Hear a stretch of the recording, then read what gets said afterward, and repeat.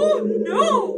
It's morning! And that means it's time for the ROTN Mournings Podcast!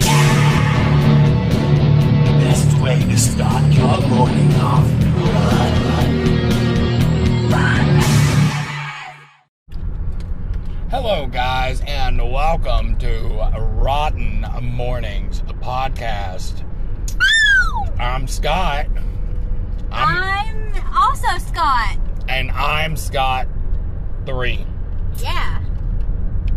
So, yeah, how's everybody doing? Did you have a good night on Thursday night? Not a lot of haunts going on, but Yeah, did you have a good night too, Scott? yeah, it was pretty good. It was all right. It was all right. What'd you do? Well, I folded a lot of socks. Yeah. Oh, and sock folding. That's Yep, fun. It's like origami. they like origami, yes, and Did you make a sock swan? sure, yeah. I want to see the sock swan. No, that's Swan. fair. So, anyways, let's discuss some rotten news. We had tea and crumpets. We had tea and crumpets. Yeah. we didn't have tea and crumpets. There was no. It sounded fun. Okay, well, we had fun. That's true. Yeah. We had a lot of fun. I ate bubbles, I ate bubbles. and we played in a bounce house, and we held baby animals. And Raymond tried to attach a baby alligator to my nipple. All of this happened at City of Chaos.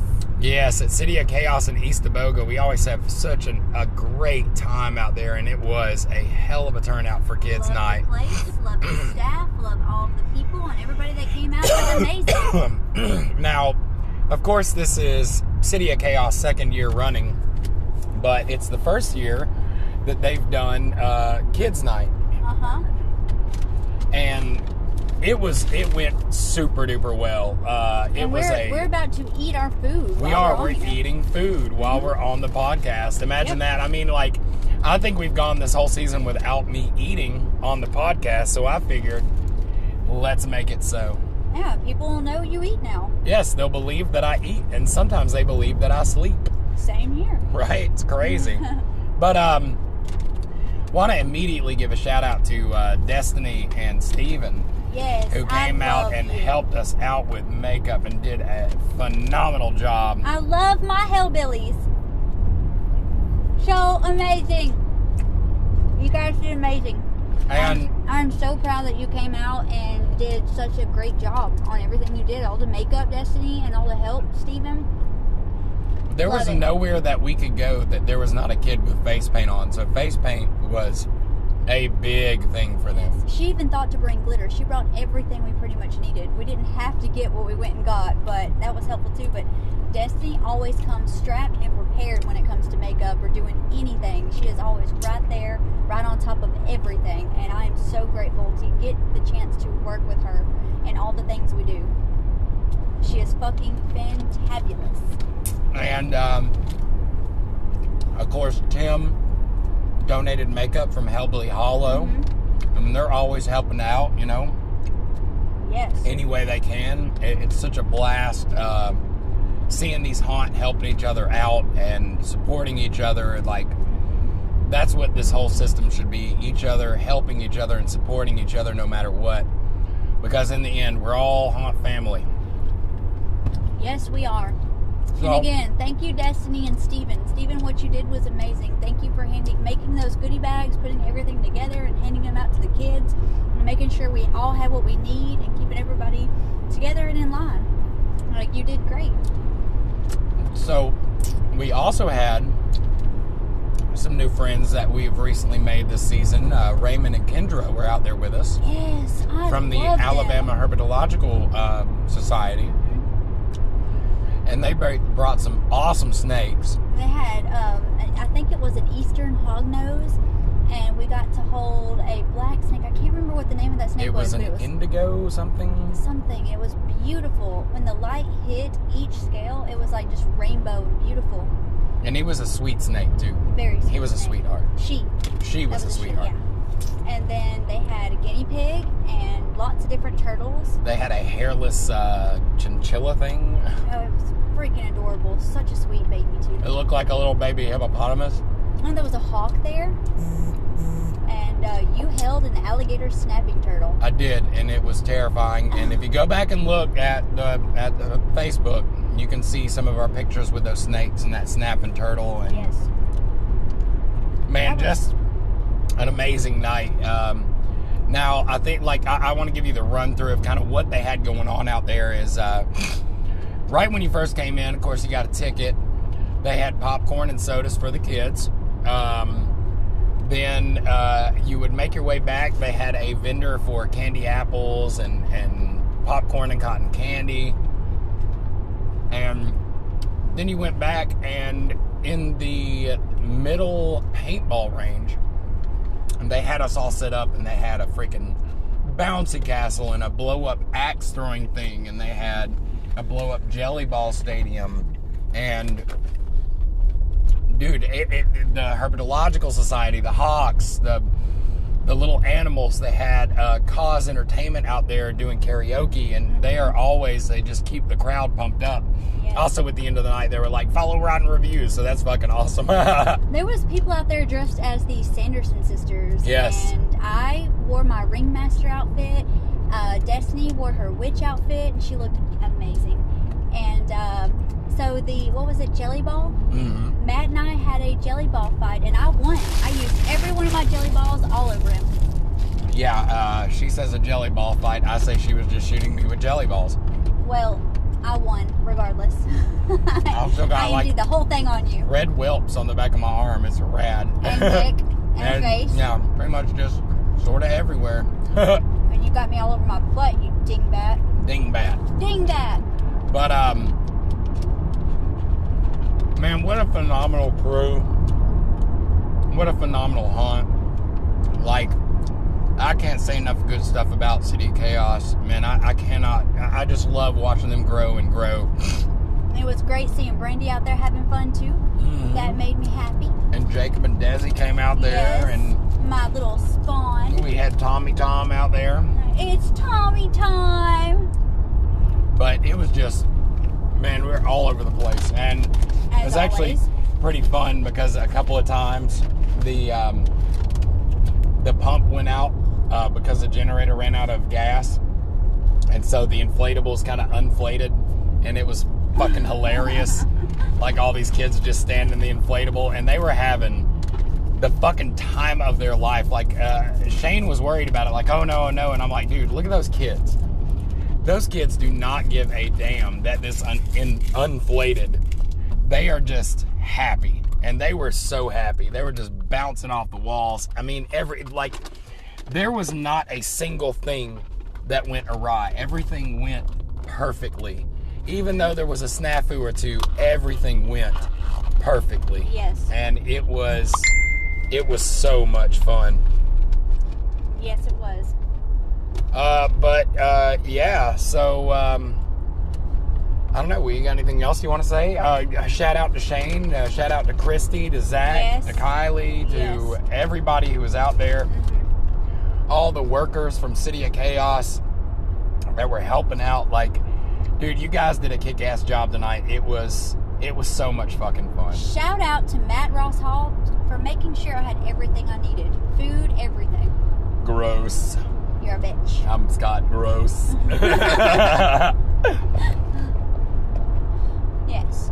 But yeah, guys, I mean, that's in Grim. If you got anything else you want to say about the City of Chaos? Or... The City of Chaos is very awesome. Thank you guys for having us out and letting us come do makeup and everything else. Oh, there is one thing. They had where you could walk through the haunt tonight, and they had the lights on, and the scares were sort of turned off. But it's funny because a lot of the stuff that they went through and kind of, in a way, kind of toned down the scare on, literally made it way more scary. Because they were just putting, like, bags over the heads of the monsters and stuff, and it honestly looked way more terrifying, and I loved the shit out of it. It was awesome. I loved it too. That was fun. Going through there, seeing all that. But big shout out to Tony and all the work he put in to make it happen. Yes. It was a phenomenal night, and nobody can say we didn't. Drop my phone. having us, Amazing. Tony. So thank you for having us out there. Thank you for everything that you do for us, City of Chaos. You guys are the bomb. Yes, you are. But Thank we you. are going to take a break, and we'll be right back with the second half of the podcast, our cryptid one. So Yes. we will be back in 60 seconds, guys. We're going to be talking about the Cedarbrumble. The Cedarbrumble. Ooh, that sounds Ooh, fun. yes. All right, guys. Well, we will see you in just a second. Yes. Coming this October, as night falls on a quarantined prison somewhere in Vincent, Alabama, vampires have taken over at Hellbilly Hollow, and things will never be the same. Come visit Hellbilly Hollow in Vincent, Alabama. You'll have the best night of your life. Yes, we'd love to have you in our neck of the woods. The wait is driving us batty. This year, we've raised the stakes. Join us. Join us. One of Alabama's top-rated haunts. This is the one for you. Hellbilly Hollow Haunted House Attraction in Vincent, Alabama. Open at 7 p.m. every Friday and Saturday in October. Tickets available at the door. Exclusive merchandise, tasty concessions, live entertainment. Well-lit bathrooms. For more information, check us out on Facebook, TikTok, Instagram, and at hellbillyhollow.com. And we will see you there. Join us. Don't go that way, man. You know who's back there? It's that serial killer from that movie. What? Why are they here? I thought they were supposed to be chasing the kids at summer camp or invading the nightmares of the kids on that one street. Well, they're all here. Brought in to fight off the mutant chickens, and now it's a horror free-for-all. Oh, where do I buy tickets? The Haunted Chicken House in Heflin is the largest tourist attraction in East Alabama. Open every weekend in October. Tickets are $15 per attraction, 2 for $25 and 3 for $40. Ride the hayride of horrors. Visit the Haunted Chicken House. Defy death in the infamous Crazy Train. For more information, check us out on Facebook, TikTok, YouTube, Instagram, and thehauntedchickenhouse.com. And we'll see you there. All right, so we are back. We are back with the Cedarbrumble. The Cedarbrumble, also Yes. known as the Doodly Wop. Yes, or Shoby Show. Now, we've been doing a lot of Native American cryptids, so this is a very specifically Native American cryptid. Well, it's not just that. It was also seen in Ireland. Oh, wow. It's a very old tale dating back to the 1700s in Ireland. Very awesome. So, Yes. we've been doing a lot of, smaller cryptids this season, and the Doodly Wop, the Cedarbrumble, is also a smaller cryptid, but it's a really, really smaller cryptid. It's only 1 inch tall. And the reason that they're troublesome is because there are large groups of them. They group up by the millions. They seem to travel together in packs, and Yes. they're very, very vicious.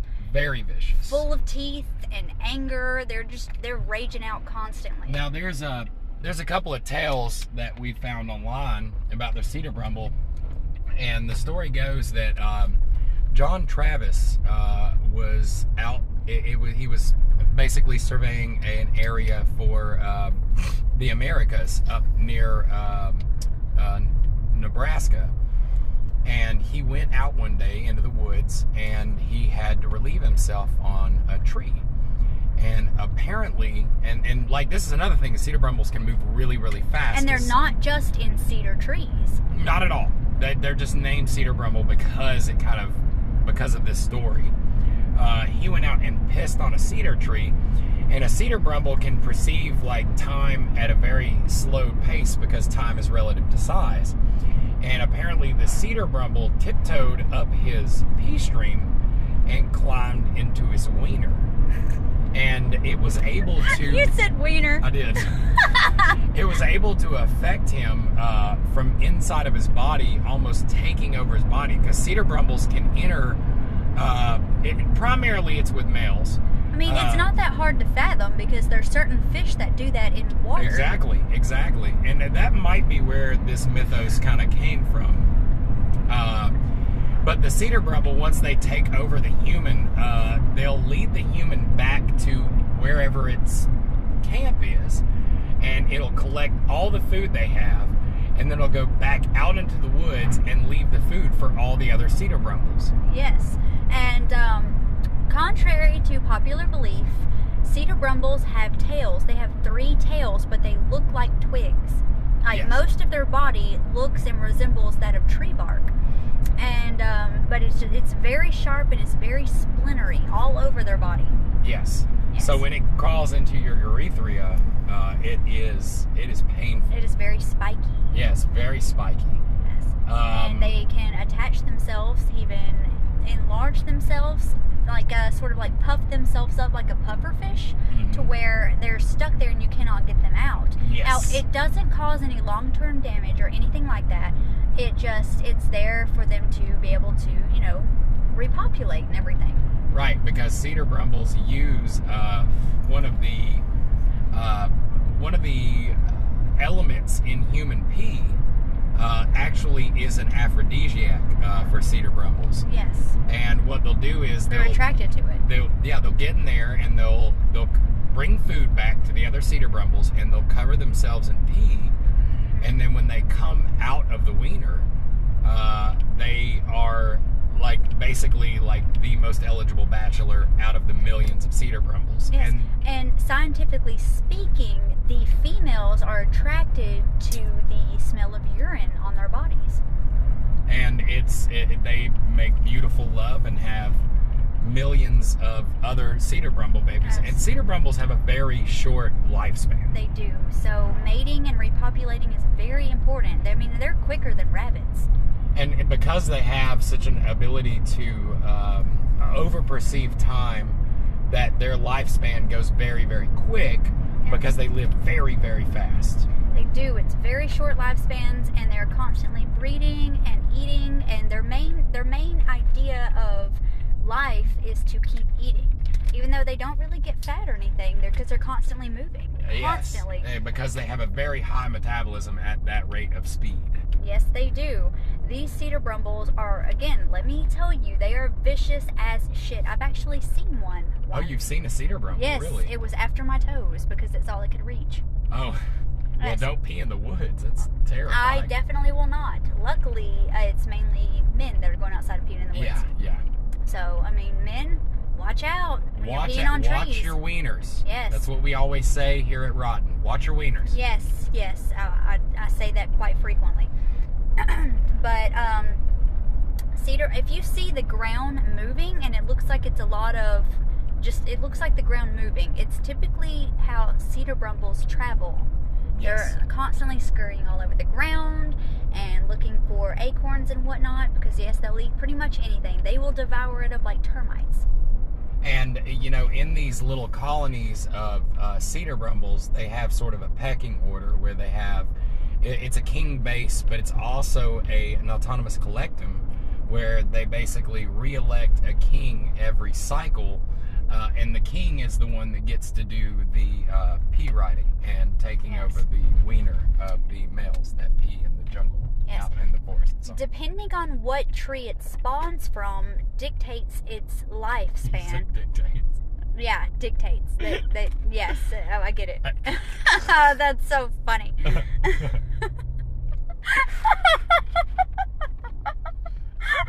But yeah, so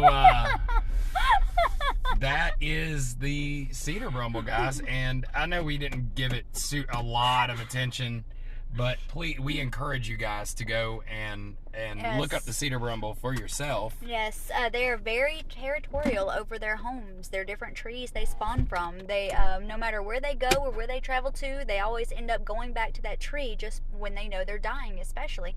And if there's anybody around that tree, they will all gang up and attack because they're very territorial. Yep. That's their tree. Yep. That's pretty much their mother tree. So that's the Cedarbrumble, guys. I hope you learned something today. Yes. Most of this came from Wikipedia, so you can find it there. And other sites that I love to visit. Other sites, yes. Yeah, so if there's nothing else. Do you have any questions, guys? Yeah, y'all we're got up any for questions? taking questions. Yeah, just, Any questions? comment now. All right, no questions. So I guess they get it. they get it. That's good. Yeah. Okay, so yeah, that was a Cedarbrumble, a Native American cryptid and Ireland. In Ireland. Yep. So thank you guys for joining us today. Can't wait to see you at the haunts. Tomorrow night we will be in Decatur filming commercial for Nightmare on Moulton Street. Yes, we will. After which we will go to Doomsday in Huntsville and see Slippy Evans. He works out there. And Saturday I'll be at Hellbilly Hollow. And Saturday we'll be at the Chicken House. Yes. And then we'll all get together on Sunday and go to the Insanitarium. I cannot wait. So, guys, it's been a phenomenal night. Get some sleep. Or it's been a phenomenal day. It's daytime. Yeah, they can still sleep during the daytime. Yeah, you can sleep after this. It doesn't matter. Yeah. You're probably falling asleep listening to this any fucking ways. I am too. Yeah, guys, so stay rotten. Stay rotten.